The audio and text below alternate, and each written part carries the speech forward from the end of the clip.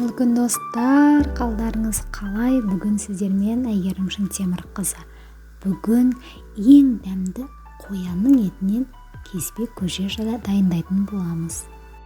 Ал ең бірінші біз барлық керекті заттардың барлығын тез турап аламыз.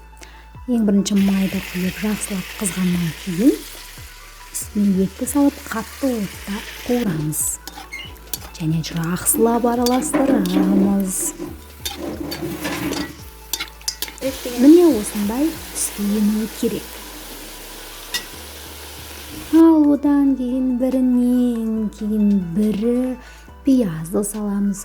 Пиязды өлтіріп, қуырып, жақсылап қуырып алғаннан кейін сәбізді саламыз. Ал сәбізіміз жақсы араласып, қуырылып болғаннан кейін болгар бұрышын саламыз. Болгар бұрышы да жақсылап қуырып болғаннан кейін біз бір қасық томат салатын боламыз. Томатты да міндетті түрде жақсылап араластырып алуды ұмытпаймыз.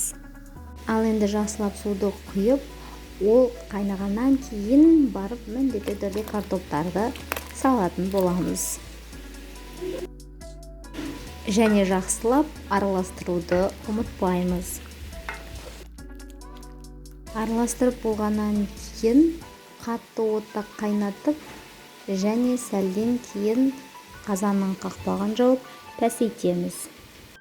Ал енді біз қамырын дайындақ. Ең бірінші тұзды суға салып жақсылап араластырамыз.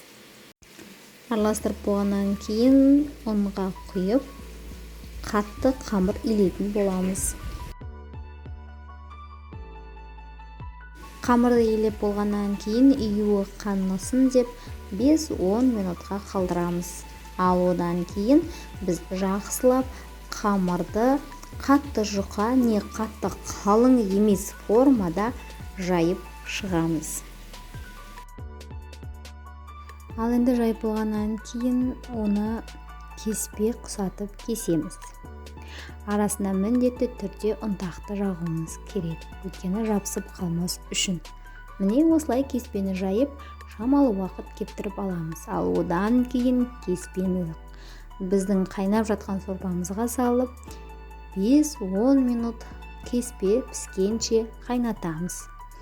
Кеспе пісіп, дайын болғаннан кейін 5-10 минутқа бетін жауып қалдырамыз. Ал вуаля, біздің кеспеміз дайын. Қоянның етінен тамаша дәмі супер кеспеміз дайын болды.